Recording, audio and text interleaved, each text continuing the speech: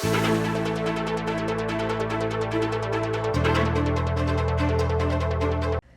meto nga sectoral meeting inyong June 4 dikil king action plan bang alabanan ing sexual abuse or exploitation of children o SAEC at child sexual abuse or exploitation materials o CSAEM, inutos ng President Ferdinand Marcos Jr. ing pamanalakad centralized na sistema para king pamag-detect at report karing online sexual abuse karing anak. Parti na kano inining kayang commitment para king pamanganak king protection dereni, king sentro rin programa at polisiya. Agpangking Director na ng Department of Social Welfare and Development o DSWD Region 3 ay Venus Riboldela, aktibo yung Interagency Committee Kenny King Rehiyon. Alam naman po natin na ang Region 3 is gateway. Gateway in a sense that nandyan po ang Clark, nandyan po ang Subic, at malapit din po tayo sa Metro Manila. Pero we ensure through the advocacy and through the assistance of the different agencies, especially sa ating mga local government units, dahil kasama po yan sa kanilang SGLG. Talagang kailangan paigtingin nila yung programa nila sa children. At inya mo naman kanumiyalo ang programa ng DSWD, anting pa magpasikan kim protection da rin kaya nakan.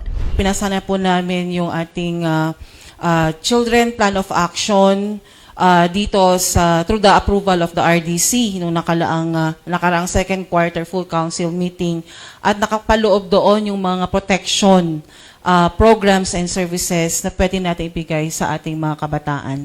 And most especially, we recognize also the assistance of all the national government agencies and local government agencies na naging aktibo rin sa mga protection programs ng ating mga children. Kasi we need to protect them.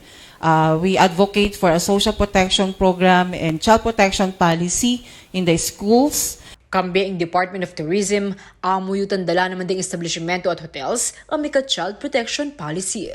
We always say naman na through the assistance of only DSWD doing that, through the assistance of the Interagency Committee, at of course sa inyo po sa media, malaki po yung tulong nyo sa amin para maiwasan po natin yung mga ganyan na mangyayari, abuso sa ating mga kabataan, lalo na sa ating mga children at risk po. Atin niya kanong 7 residential care facility ing ahensya king Rehiyon. At luka rin ing para karing abused women and children. Atin king Tarlac, king Magalang at Palayan City, Nueva Ecija. Doon sila nagkakaroon, doon po sila temporary sheltered yung ating mga bata. At habang naka-temporary shelter sila, binibigyan po namin sila ng mga social welfare intervention. And we look also for families. Kung wala silang mother and father, baka yung relatives pa na pwede silang ma-reintegrate sa community. Samantala, inutos na muna mang Marcos Jr. king Philippine National Police o PNP at aliwa pang ahensya ng gobyerno apan niya lugsugan ding anggang sangkot king pamangawa, pamagproseso at pamagdistribute karing child sexual abuse materials.